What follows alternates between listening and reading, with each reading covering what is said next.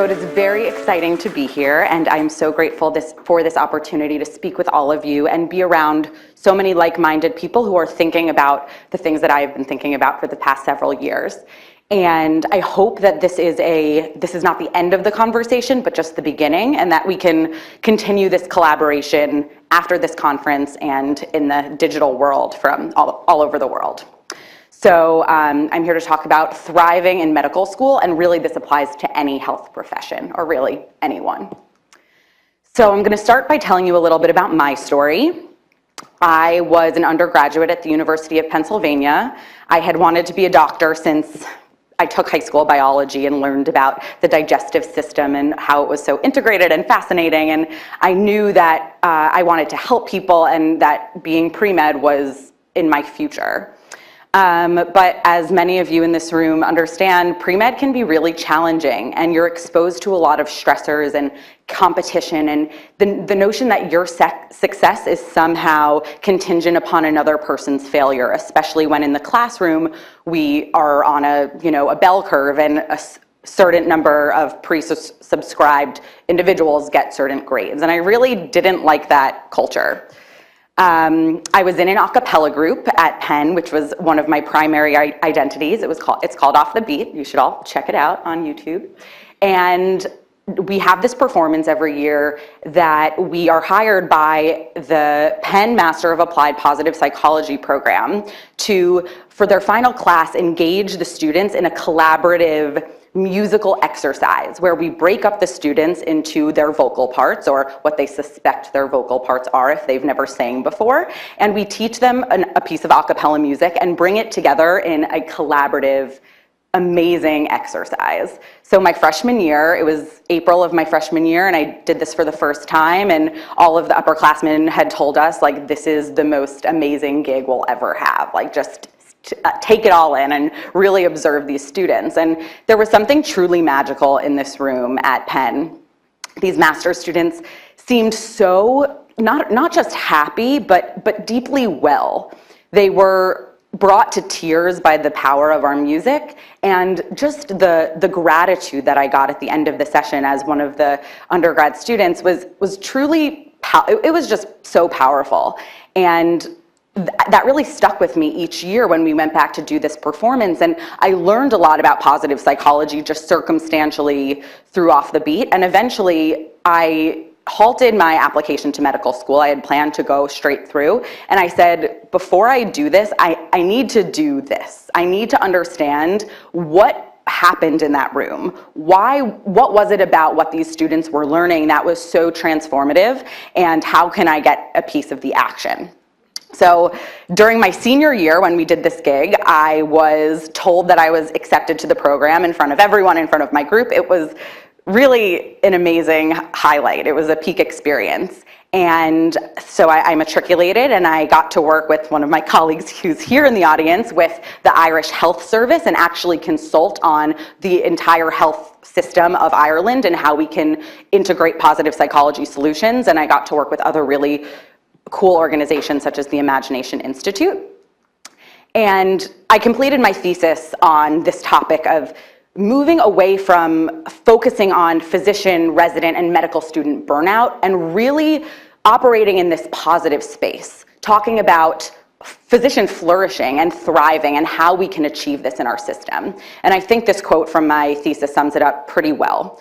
Despite the burgeoning research and practice in the realm of positive psychology, the notion of human flourishing or optimal health is still mostly absent from medical practice. There exists no field of positive medicine that, like positive psychology, would aim to cultivate a state of complete health and well-being, above and beyond the worthy goal of curing disease. This missing piece of cultivating well-being holds immense promise for the healing and helping of our physicians who are currently languishing, as well as the patients whom they treat. And I think this topic is so apt for this conference in particular. We've heard a lot about patient-centered medical education, and a lot of people were talking about the Flexner report today. And just thinking about that space that we're in, the 20th century has seen an epidemiological transition where our quantity of life has increased by over 30 years. And we still haven't seen a paradigm shift to accompany this change in the way that we're living longer, but we're not living better necessarily. And that's a huge problem. And I noticed that I want to backtrack and explain for those of you in the audience who may not formally have experience with positive psychology.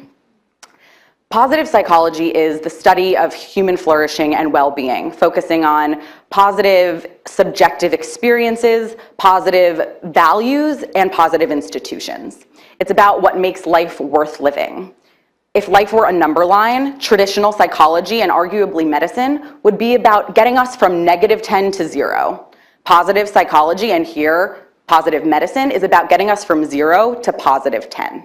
And it's something we don't talk enough about, in my opinion. So what I did for my thesis was I understood that we really understand burnout. We really understand depression. We think of typically the Maslow burnout inventory, which includes measures of depersonalization, a lack of personal accomplishment, and emotional exhaustion. What we don't understand so well are the factors that enable us to thrive and be well as medical practitioners.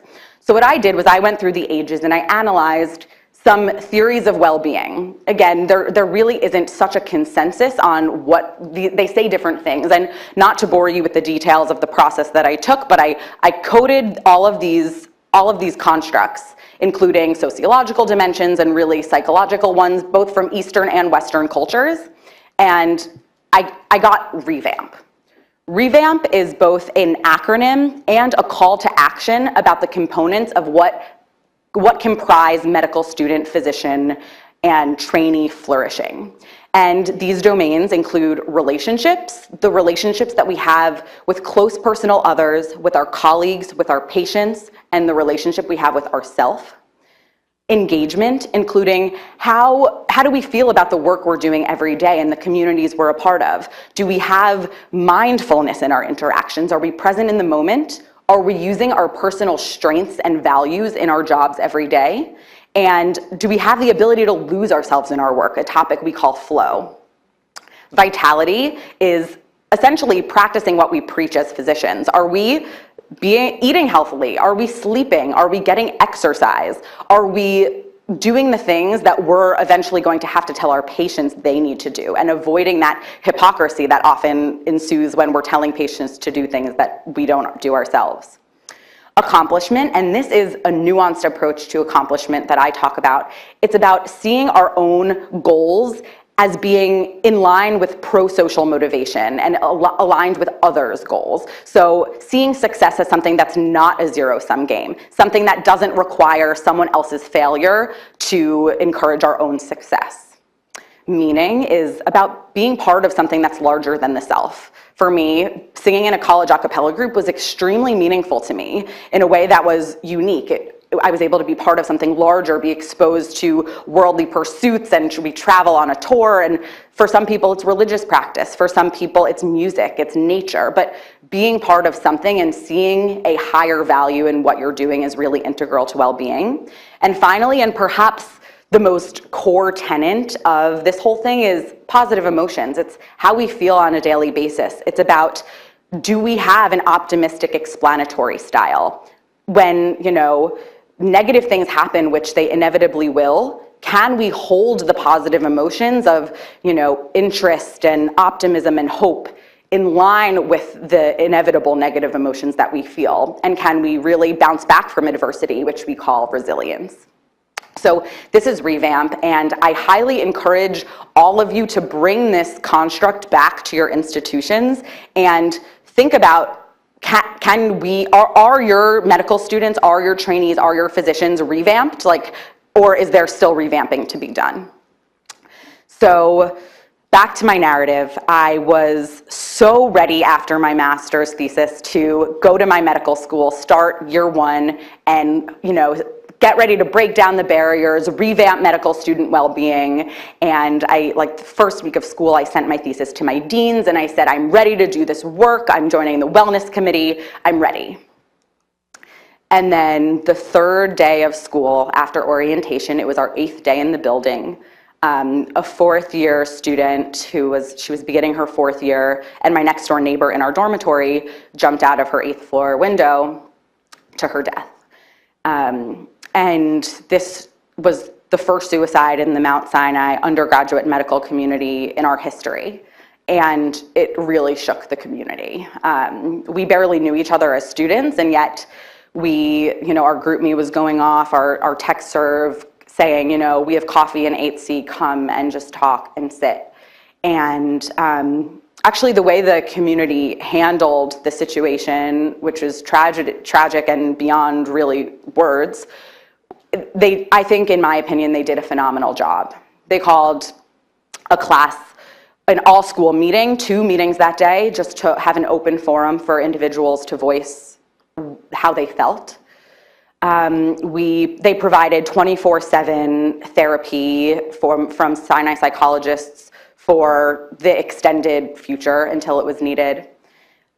We really kicked into high gear with grand rounds. I was invited to give a talk on my thesis for all students and faculty to participate in.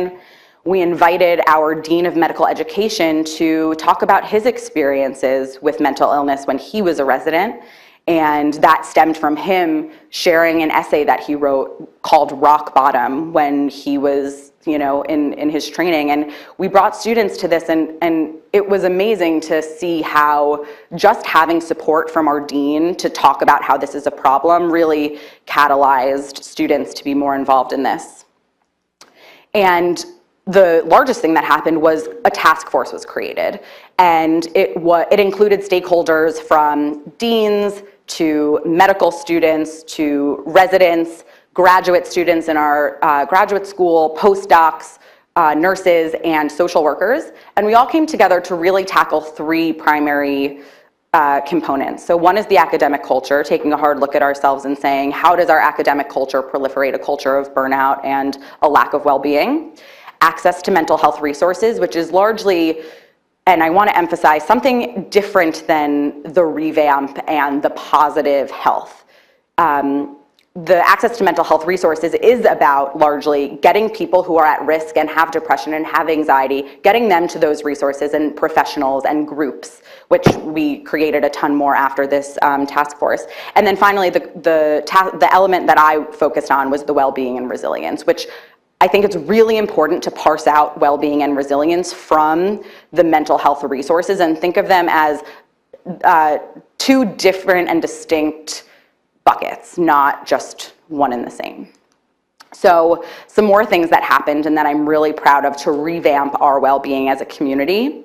So we held an annual event, Wellness Week, which, I'm not one for just like putting events in a week and saying, let's pat ourselves in the back, we're promoting wellness. But this week was like Wellness Week on steroids. So it was an incredible week. We had panels. We did an exercise called a reciprocity ring that is aimed at normalizing a culture of asking for help and actually teaching students how to give help in ways that will not burn them out or deplete them. We had a Chinese medicine Qigong workshop where I brought in one of my colleagues from the MAP program to run a workshop on Eastern philosophy and acupuncture and Chinese medicine, which was really fascinating. We had a work-life balance panel where we brought residents and older students, MD, PhDs, to talk about how they achieve a work-life balance and a little bit about the financial well-being, which we don't talk enough about in medical school, and it really is a burden on many.